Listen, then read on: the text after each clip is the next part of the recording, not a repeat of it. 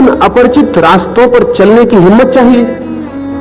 अपरिचित सागर में नौका खोलने में जितनी हिम्मत चाहिए उससे कहीं बहुत ज्यादा सत्य के अपरिचित सागर में यात्रा करने की हिम्मत चाहिए। लेकिन इस सबसे सस्ते में निपटारा हो जाता है। हम किताबें उठा लेते हैं और कुछ बातें सीख लेते हैं और सीख के उन बातों को तोतों की भांति दोहराने लगते हैं और उन दोहराई बातों से ज्ञानी होने का मजा मिलना शुरू हो जाता है। और दो चार लोग भी हमारे आसपास इकट्ठे हो सकते हैं जो हमको गुरु कहने लगे कि ये बहुत जानते हैं, उन्हें गीता पूरी कंठस्थ है, उपनिषद पूरे आते हैं।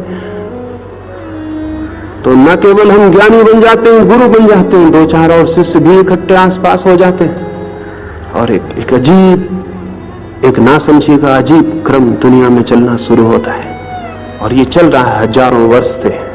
बहुत थोड़े से लोगों को ज्ञान उपलब्ध हुआ है और उसका कारण ये नहीं है कि ज्ञान उपलब्ध होना कोई बहुत दुरूह और कठिन बात है। उसका कारण केवल इतना है कि हम सब्स्टिट्यूट नॉलेज से तृप्त हो जाते हैं, पूरा ज्ञान से तृप्त हो जाते हैं। कोई आदमी पानी की खोज में जाए और रास्ते में नकली पानी मिल जाए, कोई आदमी फूल की खोज में जाए और रास्ते में कागज के फूल मिल जाए और खरीद के घर आ जाए। ऐसे हमने कागजी ज्ञान को इकट्ठा कर लिया है, फूल सजा लिए और इन फूलों से तृप्त होकर बैठ गए, इसलिए ज्ञान उत्पन्न नहीं होता।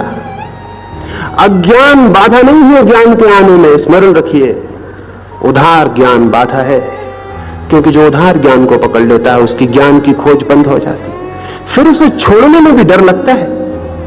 छोड़ने में इसलिए डर लगता है कि उधार ज्ञान हमारे अहंकार की तृप्ति करने लगता है, लगने लगता है मैं कुछ हूं, क्योंकि मैं जानता हूं, मैं ईश्वर को जानता हूं, मैं आत्मा को जानता हूं, मैं कुछ हूं, मैं ज्ञानी हूं।